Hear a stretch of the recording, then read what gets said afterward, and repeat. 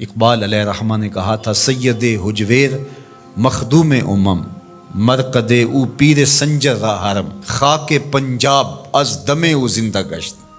پنجاب کی دھرتی کو جو ایمان کا چراغاں نصیب ہوا تو اس پاکیزہ وجود سے نصیب ہوا ہے۔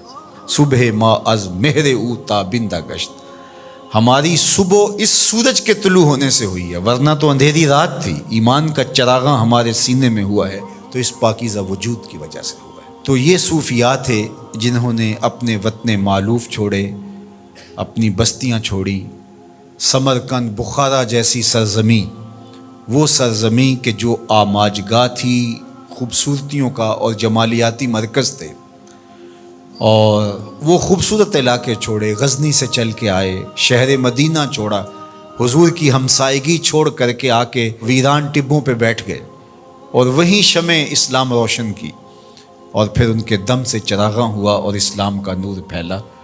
تو ہم اگر صائب مزاج ہوں گے تو ہم کبھی بھی احسان فراموش نہیں ہوں گے، ان بزرگوں کے شکر گزار ہوں گے کہ اگر یہ یہاں آئے نہ ہوتے تو آج ہماری پیشانی بھی کسی پتھر کے آگے سجدہ ریز ہوتی۔ لیکن ان بزرگوں نے ہمارے آباء و اجداد کو اسلام دیا، ہمارے آباء و اجداد کو دین سکھایا، ان کے سینے میں چراغاں کیا حقیقت کا، اور سارے اندھیرے ختم کیے۔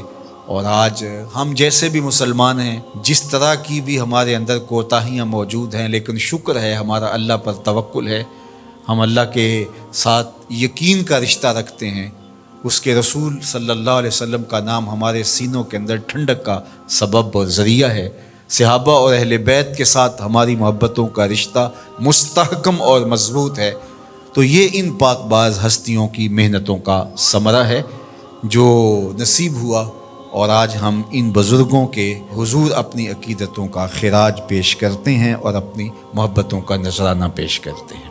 دوسری بات، چونکہ جب کسی چیز کی اصل لوگوں کی ضرورت بنتی ہے تو مارکیٹ میں اسی کی نقل آتی ہے، جس کی اصل قابل قبول نہیں ہے اور جس کی اصل کی ڈیمانڈ نہیں ہے اس کی نقل بھی نہیں آتی۔ تو اس لیے چونکہ صوفیاء کے ساتھ لوگوں کا تعلق، لوگوں کا ربط، لوگوں کا رشتہ محبت بہت گہرا ہے، تو بہت سارے ایسے لوگ جو صوفی نہیں تھے وہ لبادہ اوڑھ کر کے بیٹھ گئے اور لوگ ان کی طرف جانے لگے، پھر ان کے کہے ہوئے جملوں کو آگے نقل کرنے لگے، اور معاشرے کے اندر تصوف کا ایک غلط تصور پھیلا جو کہ تصوف کی روح نہیں تھی۔